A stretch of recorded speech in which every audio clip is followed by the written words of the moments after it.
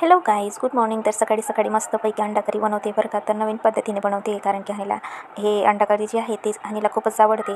म्हणून आज सकाळी म्हटलं चला बनवूया. अंडे पण असे पडलेलेच होते फ्रीजमध्ये, म्हणून तर बघा किती छान ग्रेव्ही झालेली आहे, म्हणजे मस्त झालेली आहे. आणि अंडे पण मस्त फ्राय आपलं पहिलं बॉईल करून मग बनवले आहे. मला ना कधी कधी स्वतःवरच विश्वास होत नाही कारण की स्वयंपाक येतो मला, पण नॉर्मली आपण जे घरात बनवतो तसं ते एकदम परफेक्ट असं येत नाही. तर आज जी अंडा करी झालेली होती ती मस्त झालेली होती आणि हनीला खूपच जास्त आवडली होती.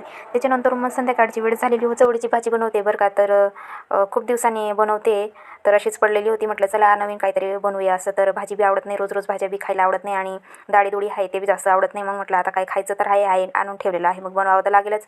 असं करून मग हनीचे पप्पा आले आणि त्याच्यानंतर मस्तपैकी जांभूळ आणलेले होते. तर खूप दिवसांनी म्हणजे 1 वर्ष तरी झालं जांभूळ खाल्ले नव्हते बरं का.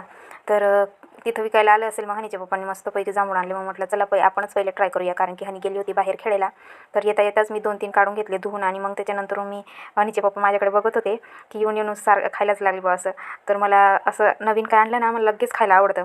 तर अजून 2-3 काढले आणि धुवून घेतले मस्त आणि मस्त खाल्ले. तर खूपच गोड होते. तर काही काही खूप आंबट असतात, पण हे जे आहे जांभूळ ते खूपच गोड होते. मग बाकीचे धुवून ठेवून दिलेले होते. त्याच्यानंतर मग आपल्या पोळ्या बाकी होत्या, एका साईडला भाजी झाली करायला सगळ्यात जास्त म्हणजे जास्त मला कंटाळा येतो. दुसरं कोणते पण काम करायला सांगा पण मी करू शकते, पण हे पोळ्या ज्या आहे म्हणजे अर्धा तास तरी उभं राहावं लागतं तिथं पोळ्या करायला. म्हणून मला ना जास्तीत जास्त आणि उन्हाळ्यात तर जास्तीत जास्त कंटाळा येतो. तर एका साईडला भाजी होत होती, मग म्हटलं चला आता पोळ्याच करून टाकूया. तर जांभूळ खाऊन ना माझं मन एकदम प्रसन्न झालेलं होतं. मग काय खूपच जास्त इंटरेस्ट वाढला मला पोळ्या करायला. आणि थोड्या वेळात मग काय तेवढ्यात आपली भाजी होणार होती आणि मग काय तेवढ्यात बसणार होतो आम्ही जेवायला.